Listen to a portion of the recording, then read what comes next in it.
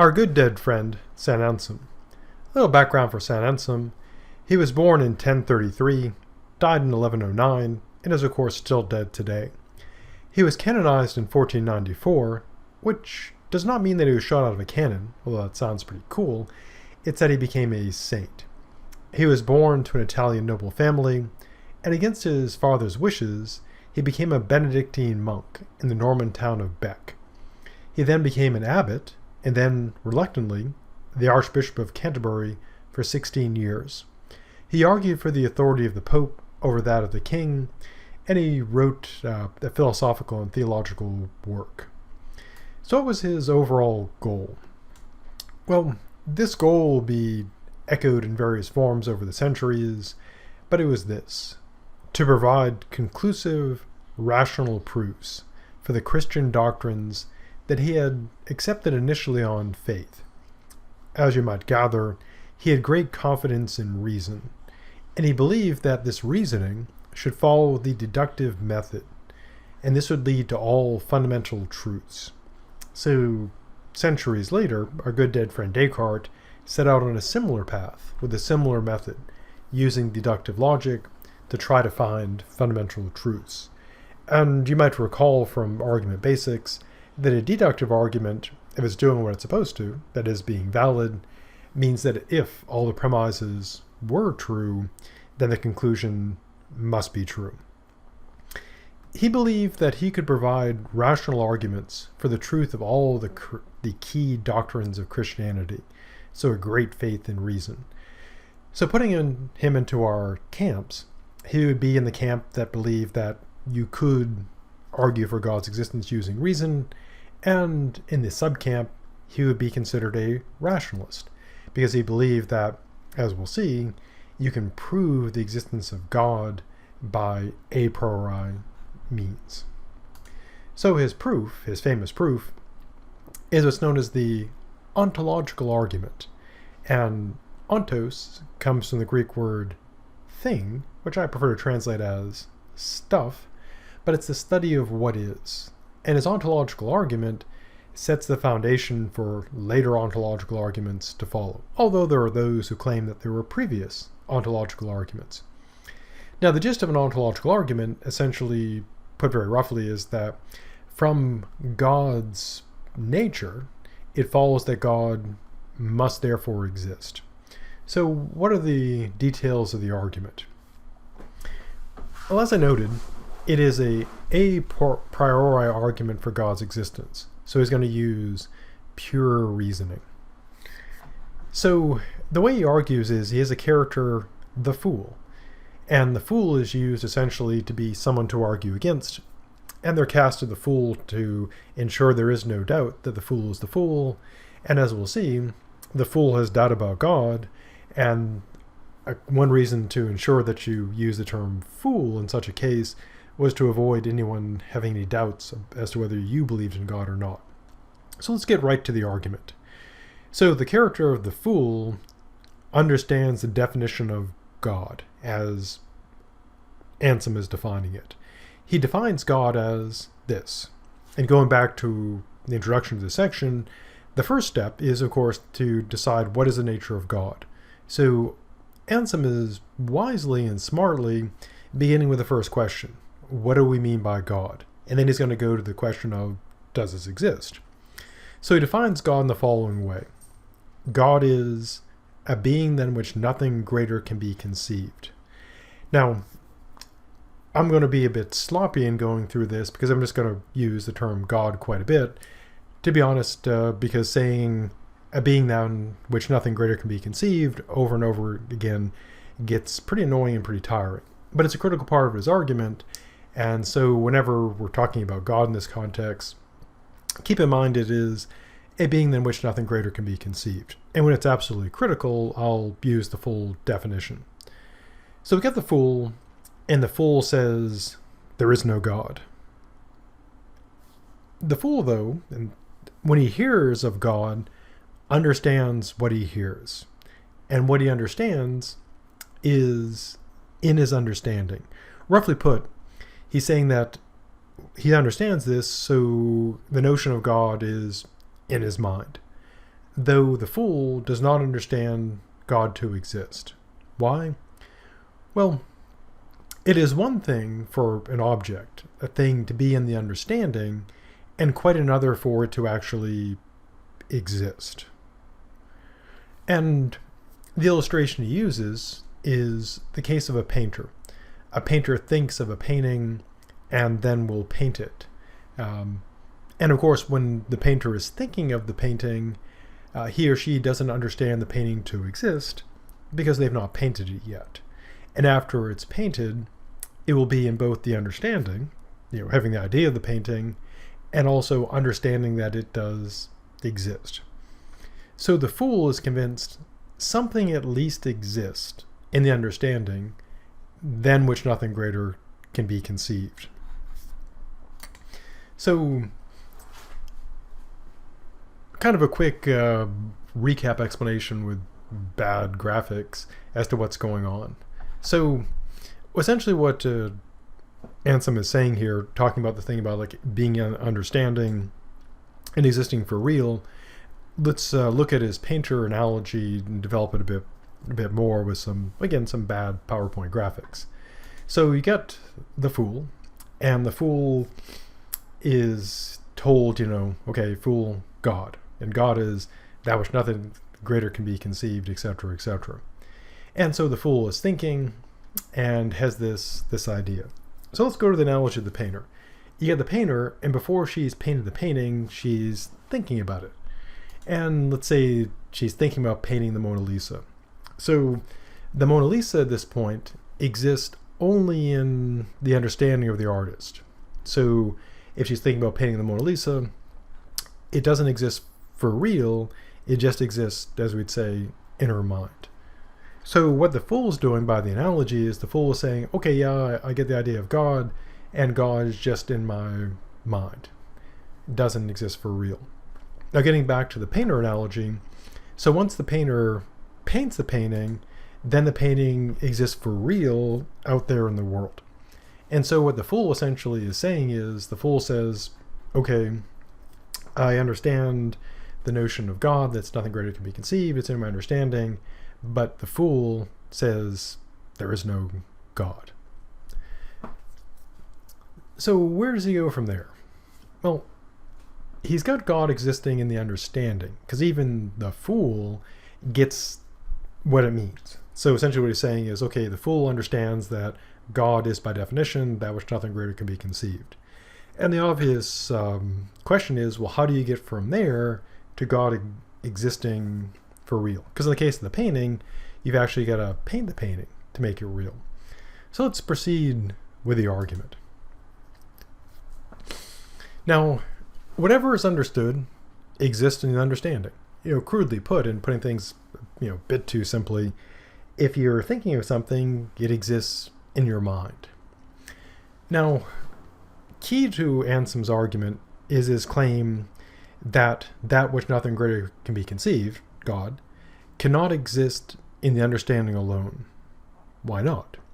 Well, let us suppose that God exists only on the understanding. So someone says, the fool says, okay, I got the idea of God, he's nothing greater can be conceived, blah, blah. I got this idea of God. But the fool says, but there is no real God out there. Now here's where Anselm makes his critical move. So at this point, he's got the fool agreeing, whatever you understand is in your understanding, and that which nothing greater can be conceived is in his understanding. So how does he get from, that scenario to God existing for real? Well, here's how it plays out. So suppose that God exists only in the understanding. We can still think of something, greater. Namely, we can think of God existing for real. So, if that which nothing greater can be conceived exists in understanding alone, it is not that which nothing greater can be conceived, because there is something greater that can be conceived. It's not the greatest. And so you'd end up with an impossibility, a contradiction. you would have the being that nothing greater can be conceived being not that. So, according to Anselm, there is no doubt that there exists a being than which nothing greater can be conceived, and it exists both in the understanding and in reality. So just his reasoning is, since God, put kind of crudely, God is the greatest. So imagine that God only existed in your mind. Well, would he still be the greatest? Well, no, because you could think of something greater than the God that just exists in your mind. There would be the God that exists for real, because that would be greater than a God just existing in your mind. Therefore, if God is the greatest of all, he's got to exist, otherwise he would not be the greatest. Now at this point you might think, okay, he's done. He's shown that, God's got to exist because he's the greatest, and if he didn't exist he wouldn't be the greatest, but he is, so he does. But Anselm doesn't stop there. He keeps going. So it's not enough for him to argue that God must exist. He also argues that you cannot even conceive of God not existing. Why? Well, here's how his reasoning goes. This being, God, that which nothing greater could be conceived, exists so truly that it cannot be conceived not to exist. It is possible to conceive of a being which cannot be conceived not to exist. And this is greater than one that can be conceived not to exist. So what is he saying there? Well, put a little less formally, it would be essentially this. You can think of a being which you can't even think of as not existing.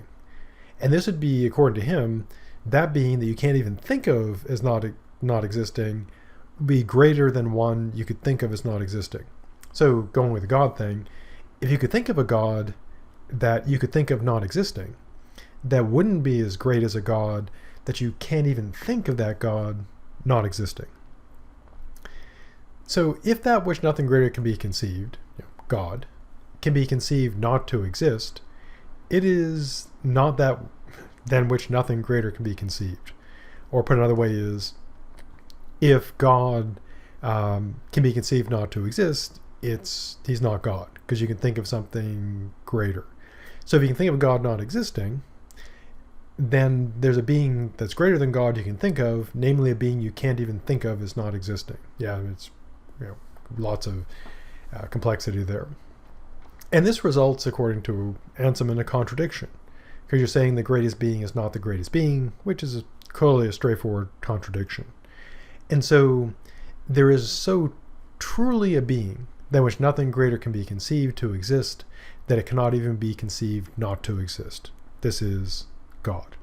So essentially what he's saying is if you have a being that, you say you've got a being and it's such that it could go out of existence and need not exist and fade away, then of course the being that cannot not exist would be the greater being. So the gist of his reasoning is, not only does God exist, it must exist, you can't even think of God not existing, because if you could do it, he wouldn't be God. Because a being that you cannot even think of as not existing would be greater. So according to Anselm, you can't even think that God can't exist, which I guess is really impressive. But wait, there's more. Now, Anselm anticipated potential, problems. Perhaps someone might come up with another being that, must exist, and he wants to make sure this only applies to God. And later thinkers like our good dead friend Gottfried Wilhelm Leibniz are careful to also make this move. Not only does God have to exist, you can't even think that he doesn't exist, it only applies to God. So Anselm says, God alone cannot be conceived not to exist. Why?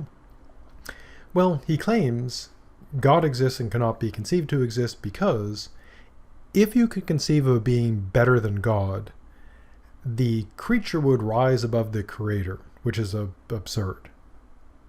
So everything except God can be conceived not to exist. And so again, this ties back to God is the greatest, essentially. And if you could think of something, greater than God, then the thing you're thinking of isn't God. The thing you're thinking of that's greater would then be the candidate for God. So he claims that God alone exists more truly than all others, and hence in a higher degree. And whatever else exists does not exist so truly, so it exists to a lesser degree. Now, we normally think of today that things exist or they don't. But going way back, and we'll see more of this with Plato and Aquinas and others, there's a notion that existence comes in degrees, that things are more real or less real. One way to think of it by analogy is you can think of like in video games or role-playing games, we have characters that have like levels or degrees of power. And so God would have like the greatest power, be the highest level, and other beings have less. It's not that beings with less reality don't exist. Beings with zero reality wouldn't exist, and so there are degrees of being real. And so God, on this view, is the most real. He exists the most of all, and lesser beings exist to a lesser degree. And again, we'll see more of this in the context of Plato, but Anselm is operating within a well-established tradition of degrees of reality. So why does the fool then deny the existence of God? Well, the obvious reason is it's in the fool's name, because the fool is the fool. So that takes us to the end of St. Anselm's ontological argument. So what is the super simple, kind of not accurate version? Well, again, it's the classic ontological argument, roughly this. God is the greatest, and once you understand that, to deny that God exists would be a contradiction, because you have to say that, I understand that God is the greatest, but I deny that God exists, but a being that exists is greater than one that I'm just, that doesn't exist, so God has to exist. Put even in more simpler and less accurate terms, you can go with God being perfect. God is perfect, so he's got to exist, because if he didn't exist, he wouldn't be perfect, but he is, so he does. And it's an a priori argument trying to establish God's existence. Now, even in Anselm's own time, there were objections against his argument. One was raised by a fellow named Ganilo, a fellow monk, who argued against him. And we'll take a look at that argument in the future.